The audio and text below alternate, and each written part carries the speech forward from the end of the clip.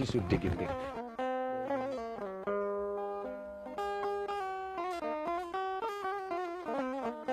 C'est ici, juste derrière moi, que l'Hadj Omar Foutiyou Tall est vu pour la dernière fois. Nous sommes le vendredi 12 février 1864. Ce vendredi-là, il disparaît mystérieusement dans cette grotte, dans les falaises de Bandiagara et précisément à Deguembéré. Il disparaît après avoir bâti une communauté sur plus de 300 000 km², dont la seule devise est la ilaha illallah, une pratique parfaite de l'islam telle qu'elle est faite aujourd'hui ici, dans cette partie du Mali, en plein pays de Rome.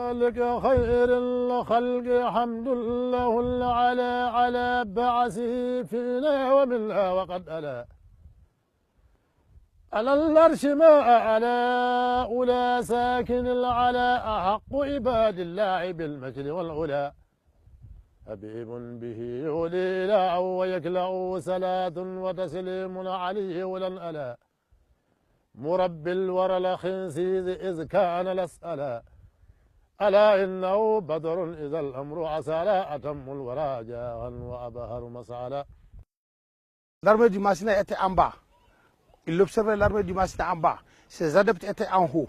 Mais quand il est venu devant la grotte, il a laissé l'armée d'aller se défendre. Et quand il disparaît, il avait 11 personnes qui ont considéré à sa disparition, dont 3 de ses enfants, Maki, Mahi et Hadi. Et une femme qui montait avec de l'eau pour le village de Deguembéré qui était en haut, qui s'appelle Yendi. Sur ces images, les falaises de Bandiagara.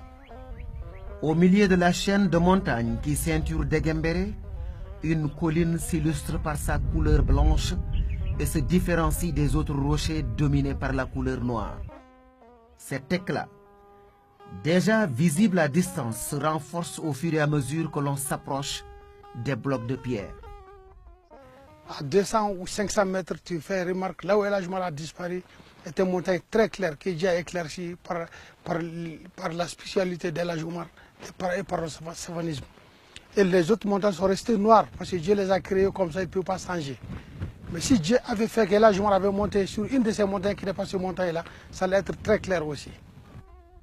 Au point culminant de la montagne, une mosquée en pierre se dresse fièrement, entourée des ruines de l'ancien village de Deguembéré, avant que les habitants ne redescendent au pied de la montagne pour rebâtir la localité telle qu'elle est aujourd'hui. Au pied de la montagne, cet autre mystère. Une source d'eau douce jaillit des entrailles des collines pour donner au paysage un caractère paradisiaque.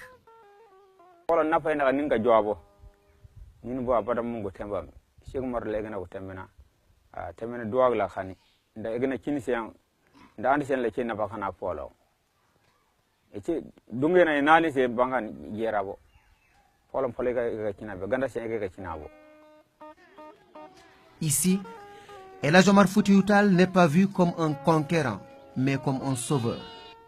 D'ailleurs, au fil des années et devant le sérieux de l'histoire, les 3 principales familles qui ont partagé ces moments tragiques de l'histoire de l'Afrique et celle de l'islam au sud du Sahara se sont retrouvées pour perpétuer chacune et ensemble cet héritage qui leur est commun.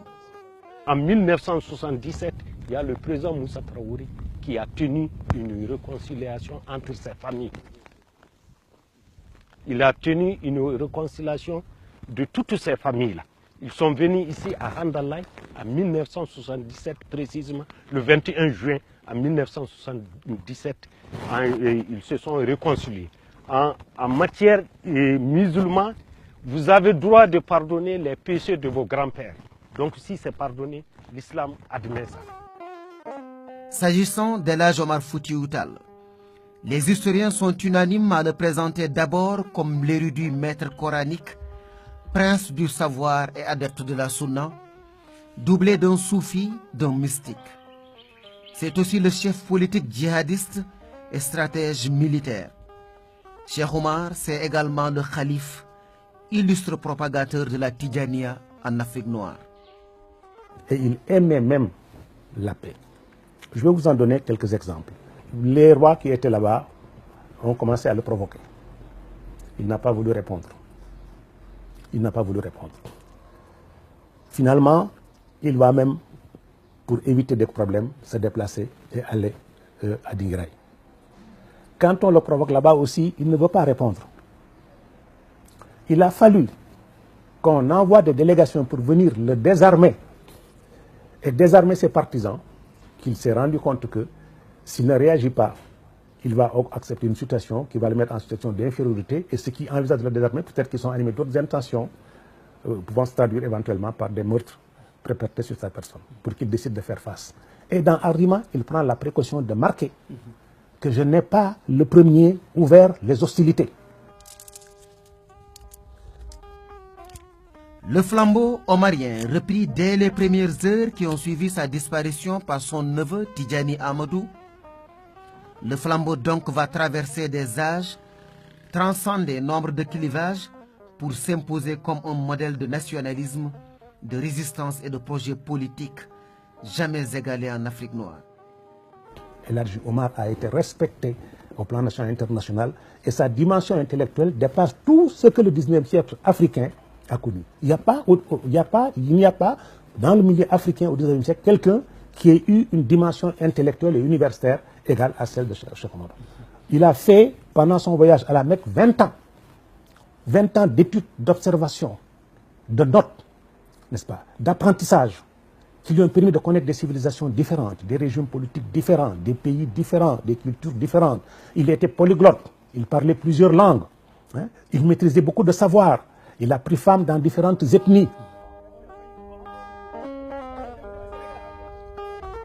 Seulement, l'histoire exceptionnelle à tout égard d'El Hadji Omar Foutiyou Tall sera l'une des plus grandes victimes de l'école de Jules Ferry et de l'historien aux yeux bleus qui, comme l'a si bien dit l'autre, n'a écrit l'histoire de l'Afrique qu'en termes de conquête et de domination. Masha'Allah. إلهي أجد خير اللي